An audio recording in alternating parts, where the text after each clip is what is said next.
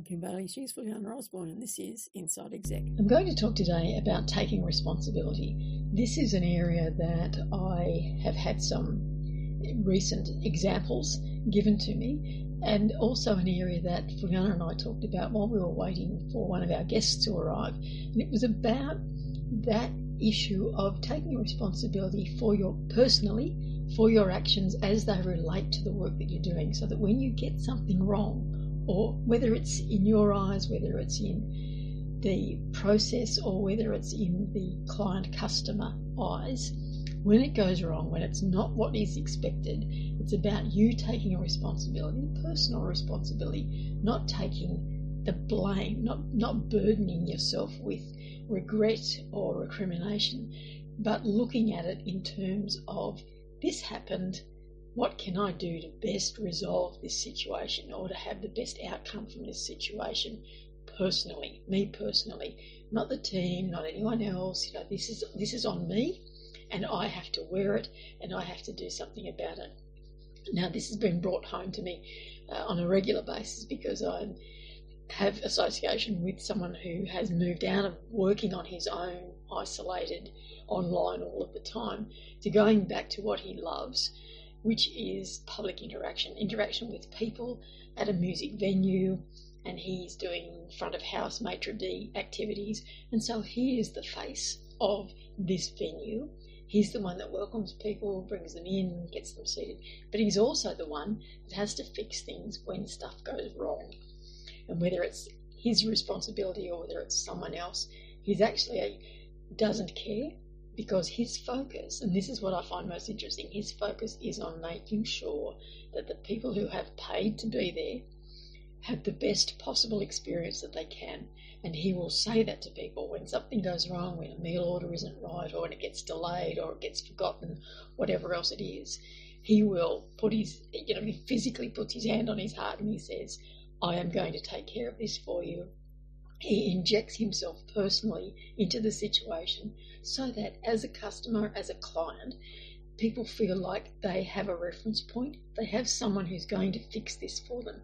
And they're not, there are those who will want to labour the point of, why did it happen, and it should never happen, and it's this and it's that. And he has all of the answers for those things. He doesn't get upset. He doesn't take it personally.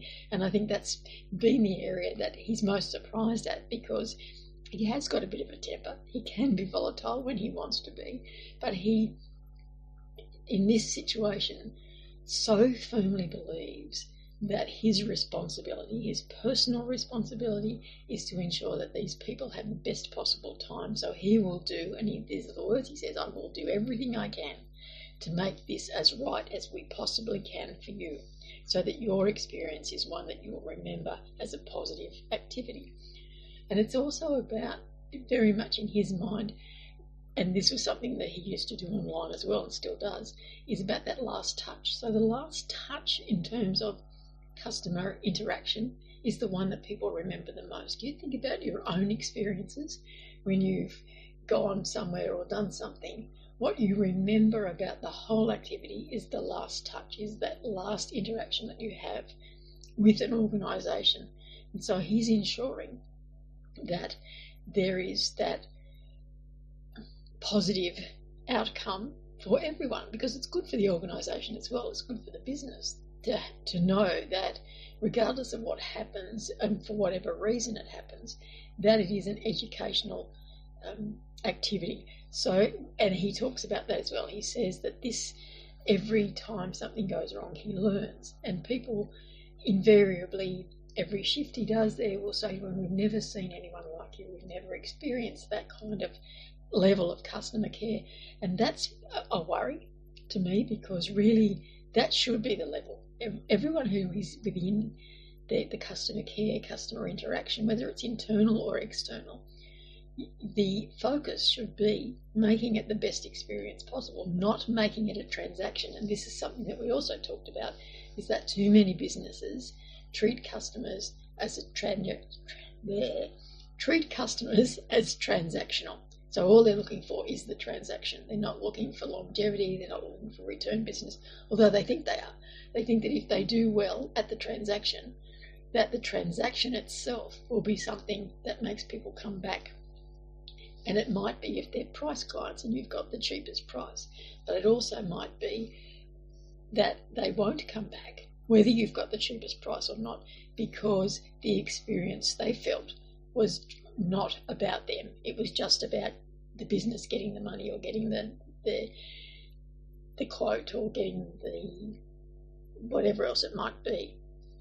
So a few things to think about in that scenario. It's about taking personal responsibility for things that don't go as well as you would have hoped, but making it a learning experience and making it known that it is a learning experience, not just internalizing it and say, oh, well, now I'll have to learn from this. I won't make this mistake again. We all say that. We all say, well, I've learned from that.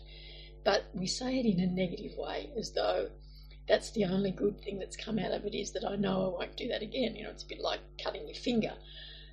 Yeah, I know not to use the knife that way, so that doesn't happen again. But it is a learning experience, and it's a positive experience because you're never going to go through that pain again that you went through when you cut your finger.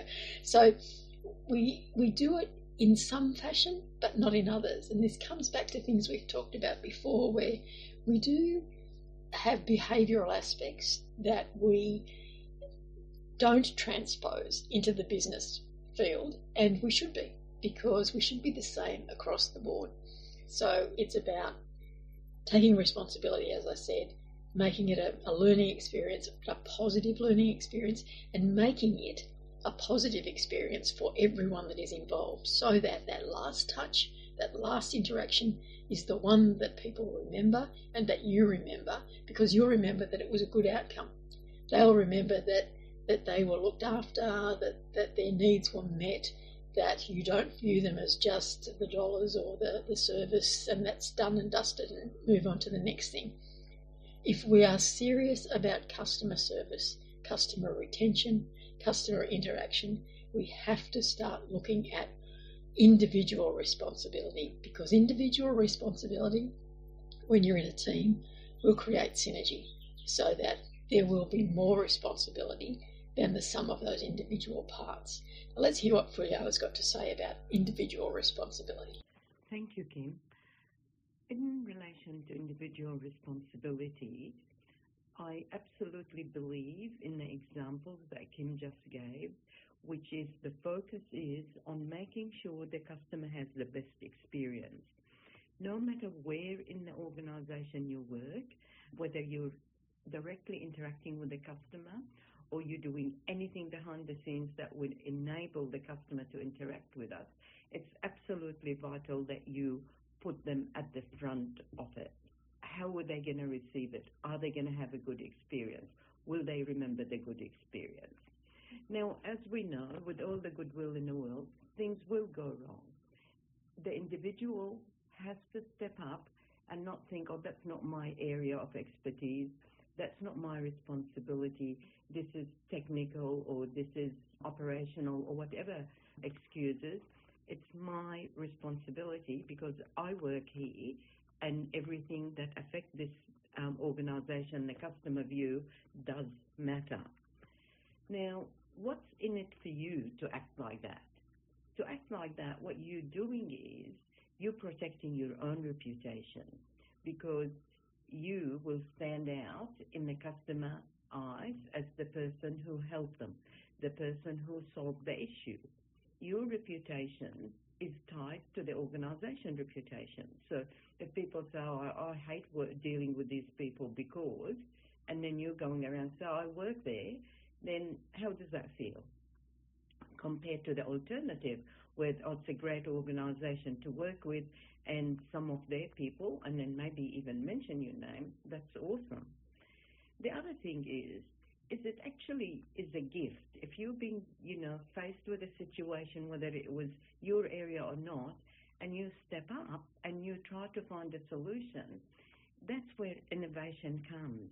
It comes because at the end of the day, what happens is that we have a process and we thought of all sorts of things. But when we learn from experience and how it's received by the customer, we can come up with better ideas and solutions.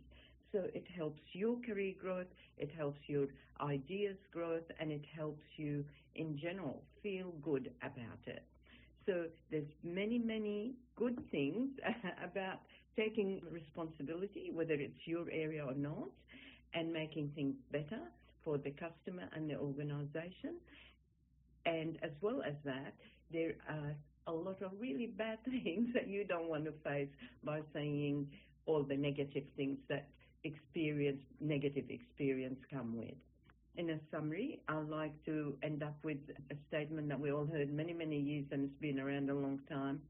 Think as a customer and act as an owner. Well, there we have our quick views on taking individual responsibility. As you probably guessed, we recorded it at 2 different locations, so I apologise for the quality of the audio. It's not quite up to what we would usually do. But join us again next time for another topic. For now, I'm Kim Bailey, she's Fulyana Osborne, and this is Inside Exec.